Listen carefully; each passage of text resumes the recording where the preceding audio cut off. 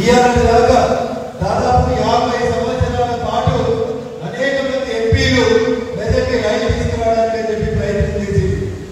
చాలా మందిని కాలంలో వదిలేసి కొద్దిమంది అసాధ్యం ఉన్నారు. కానీ ఏ అసాధ్యాన్నైనా సాధ్యం చేయగల ఒకే ఒక నాయకుడు ఈ దేశంలో నరేంద్ర మోడీ. అది 17 కిలోమీటర్ల రైలుకి 50 ఏళ్ళు పడితే 2016 గజ్వేల్ వచ్చిన నరేంద్ర మోడీ గారు ఒక మాట చెప్పిపోయారు. అక్కన్నపేట మెదక్ రైల్వే లైన్తో పాటు మనోహరాబాద్ నుంచి గజ్వేల్ మీదుగా సిద్దిపేట సిరిసిల్ల మీదుగా పెద్దపల్లి దాకా రైల్వే లైన్ చేస్తారని చెప్పిండ్రు. దాదాపు ఆ రైల్వే లైన్ పనులు కూడా దుద్దడు దాకా పూర్తిగా వచ్చినాయి. ఇక ఇది నరేంద్ర మోడీ గారి నాయకత్వంలో మాత్రమే సాధ్యపడుతుంది.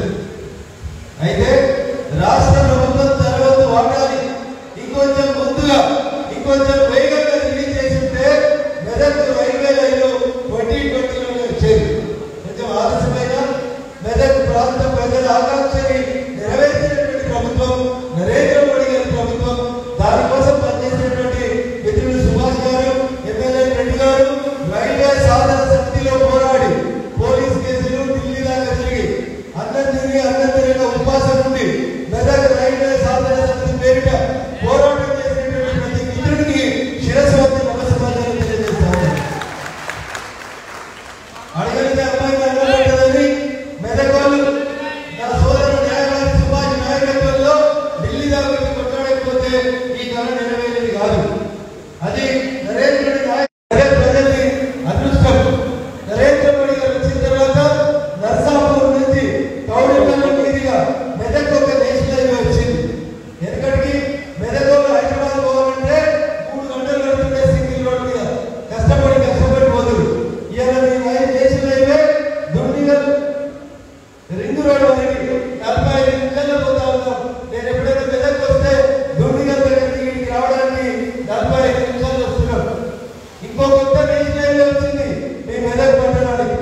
మెదక్ నుంచి రామాయణపేట మీదుగా మా దుబ్బాక కాన్స్టిట్యున్సీలో పోతరెడ్డిపేట, అంశీపూర్, ధర్మారం, తిమ్మాపూర్ నుంచి సిద్దిపేట మీదుగా ఎల్కతుర్తి దాకా త్వరలోనే ఒక జాతీయ రహదారి పనులని నరేంద్ర మోడీ గారి ప్రభుత్వం 890 కోట్ల రూపాయలు ఇచ్చి నరేంద్ర మోడీ గారి ప్రభుత్వం మీకు కొత్త జాతీయ రహదారి ఇచ్చింది. దీన్ని 2 బిట్లుగా డివైడ్ చేసి సిద్దిపేట నుంచి ఎల్కతుర్తి దాకా ఒక ముక్క, మెదక్ నుంచి సిద్దిపేట దాకా ఒక ముక్కగా. మెదక్ సిద్దిపేట మధ్యలో రామాయణపేట పరిసర ప్రాంతాల్లో కొంత అటవీ శాఖకు సంబంధించిన భూమి ఉండడం వల్ల మెదక్ సిద్దిపేట మధ్యలో ఈ నేషనల్ హైవే టెండర్ కాలేదు. రామాయణపేటకి రింగ్ రోడ్ వల్ల రామాయణపేట బయట నుంచి రోడ్ తీసుకోవాలన్న దగ్గర ఇంకొక 2 ఆల్టర్నేటివ్ ప్లాన్స్ ఉండడం వల్ల ఈ హైవే ప్రారంభం కాలేదు. నాకు తెలిసి నేను తెస్తున్న ఒత్తిడి మేరకు ఈ సంవత్సరం డిసెంబర్ లోపే మీ మెదక్ సిద్దిపేట భాగాన్ని కూడా టెండర్ ఇప్పించి ఆ జాతీయ రహదారిని కూడా ప్రారంభోత్సవం పనులు చేస్తామని చెప్పి ఈ సందర్భంగా తెలియజేస్తున్నారు. మీకు ఇంకో జాతీయ రహదారి నరేంద్ర మోడీ గారు మెదక్ నుంచి బాల్కోడ వైపు వెళ్ళేటువంటి ఇంకొక జాతీయ రహదారిని కూడా కేంద్ర ప్రభుత్వం మంజూరు చేసింది. దురదృష్టం ల్యాండ్ ఎక్విజిషన్ చేయాల్సింది రాష్ట్ర ప్రభుత్వం. వాళ్ళు దాన్ని ఆలస్యం చేయడం వల్ల ఆ జాతీయ రహదారి కొంచెం ఆలస్యం అవుతుంది. కొంచెం ఆలస్యమైన త్వరలోనే ఆ జాతీయ రహదారి పనులను కూడా ప్రారంభిద్దామని చెప్పి మీ మెదక్ ప్రజలకు తెలియజేస్తా ఉన్నారు. ఒకప్పుడు పేరు మెదక్ జిల్లా 3గా విభజించబడే ముందు ఆఫీసులన్నీ సంగారెడ్డిలో, అభివృద్ధి సిద్దిపేట